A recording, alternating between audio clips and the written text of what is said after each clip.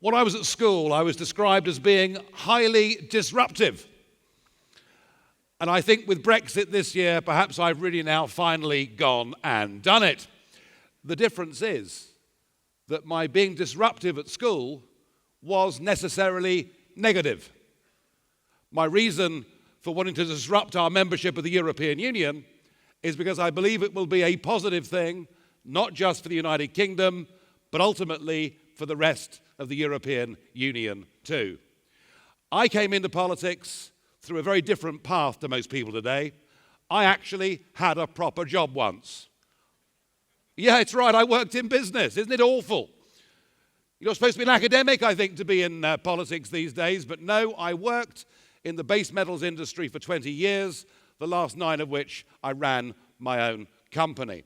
And I took the view 25 years ago that the European project, in business terms, was heading in the wrong direction. But I notice even since the Brexit vote, we've got those in the United Kingdom who don't want us to leave. They're telling us we have to stay part of the single market. And I've no doubt in all of your countries, you're told by the big businesses, you're told by almost all the politicians, you're told by vast sections of the media, that whatever the problems of the European Union may be, the single market has brought wealth and prosperity to our nations. The single market is good for business.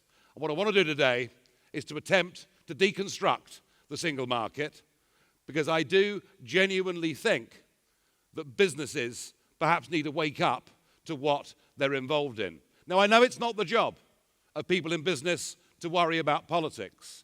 I know that people in business support the political status quo because they're busy getting on, producing their goods, products and services and trying to make money. But let's just have a little think about what this single market actually is. It is a customs union, a very old-fashioned, frankly 19th century concept, and the European Union is the last customs union of any significance left in the world. The point about a customs union is that you are bound not just by the rules within the club, you are bound also without the club. So any country that is a member of the single market customs union is forbidden from making their own trade deals, their own bilateral deals with any other nation on earth. But we're told, you have to be part of a big club to have the clout on the world stage. Well, where did that get us yesterday? When after 7 years of negotiations, the EU's free trade deal with Canada collapsed into the ground because the Walloons don't want it. And have a look at South Korea. Have a look at Switzerland. Have a look at Chile. They have negotiated more free trade deals with countries with much bigger GDPs than the European Union has ever managed. So if you guys and girls see the future of trade as being global, recognize that as a member of the single market, you are inhibited from doing tariff-free global business. So I think Brexit is going to be followed quite shortly. Now, whether it's going to be Denmark with a Dexit, or the Netherlands with an exit, or Sweden with a Sexit, I don't know. I don't know. But do not underestimate the power of the change that is now taking place across not just the European Union, but actually the whole of the West. Brexit is the first brick that has been knocked out of the wall. And I would say to you, there is a lot more disruption to come. Some of it will be good disruption, and some of it, in the case of Greece and others, may not be good disruption. But believe me, in this current situation, the centre cannot hold. And I would say this to businesses, particularly, do not make the same mistake that David Cameron made, that the Bank of England made, that all of our big businesses made, who were so completely complacent, who were so utterly convinced that Brexit would never happen, that they did not have a plan B. I think everybody in business owes it to themselves and their employees to have a plan B, not to underestimate the strength of feeling that is out there in all of these countries, the desire for change, and frankly, the absolute contempt that increasingly the political class are being held in by ordinary citizens.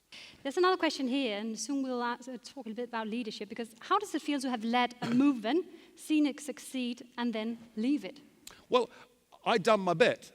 I mean, had the Conservatives said, oh, Nigel, come and join the cabinet, or come and take a position, come and help us in these negotiations, then of course I would have stayed in position. But that simply wasn't going to happen. Look, the political establishment in Britain hate me.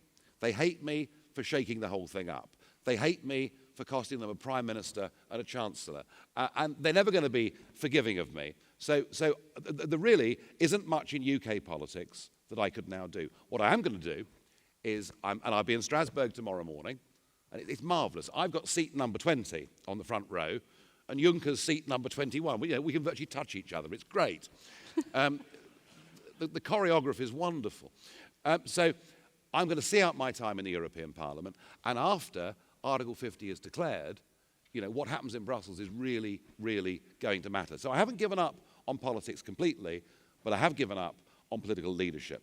Now, let's just touch upon the fact you said before that half of the population asked for a Brexit. We just heard Alice say yes. It was, let's say, not the young part of the population. And let's just see what you actually promised them during this campaign. And one thing that struck me was that we often saw this bus going around, and it said that the £350 million Britain sent to EU would now be sent to the National Health Service. Yeah.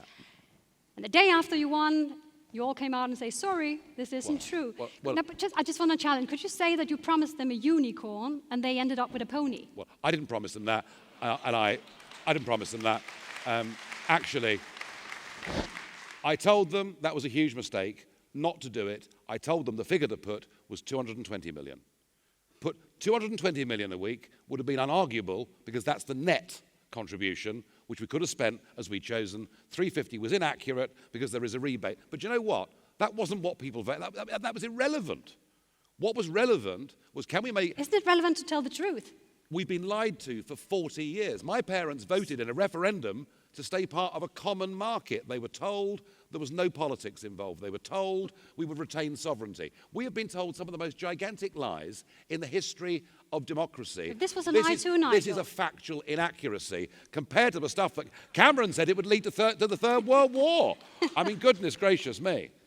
Okay, Nigel, I just want to challenge you a bit about leadership, because almost the minute after your Brexit victory, you stepped down. And it kind of reminded about a political exodus. Everybody who was in charge, who argued for Brexit, they just vanished afterward and left. Boris Johnson is the Foreign Secretary. Yeah, now he is. But David Davis is the Brexit Minister, and Liam Fox is in charge of international trade. With the exception of Michael Gove, on the Conservative benches, every senior Conservative that campaigned for Brexit is sitting next to the Prime Minister on the front benches. But you stepped down. I'm just thinking... I'm not in the Conservative No, party. I know, but isn't it like kind of leaving the mess to someone else when you were such an advocate for this? I can't do anything. I have no power.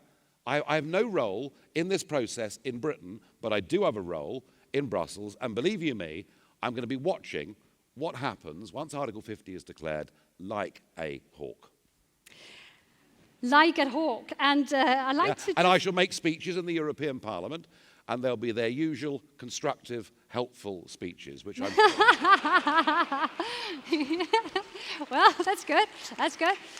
And Nigel, I think that all here who live and thrive on business, they hope that your optimistic view on the future for the Brexit will come true.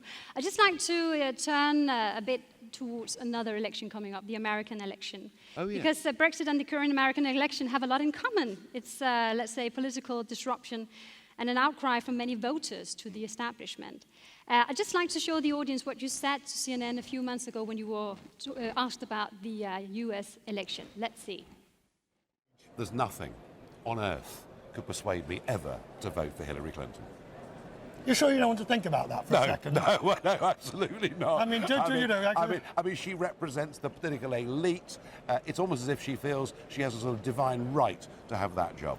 You keep talking about the political elite. You keep talking about the establishment. Sir, you're part of it. Well, You've been here for 17 years. Yeah, but I... You've got to be. He has a point, doesn't he? He's a terrific interviewer. He is. And he has a point, hasn't he?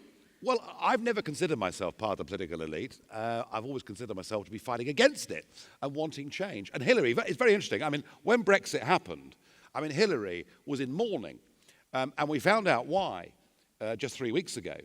One of these WikiLeaks tapes of her speaking to one of the Wall Street merchant banks and saying she wanted the European Union to be effectively the prototype for a larger global common market. So you know exactly what Hillary stands for. So you're against Hillary. I'm just interested, Are you still pro-Trump? Because you've been on the campaign train with this replicant tycoon. Do you still endorse him? Well, I mean, with Donald Trump, I mean, what appealed to me about him was his modesty. That was his modesty? And I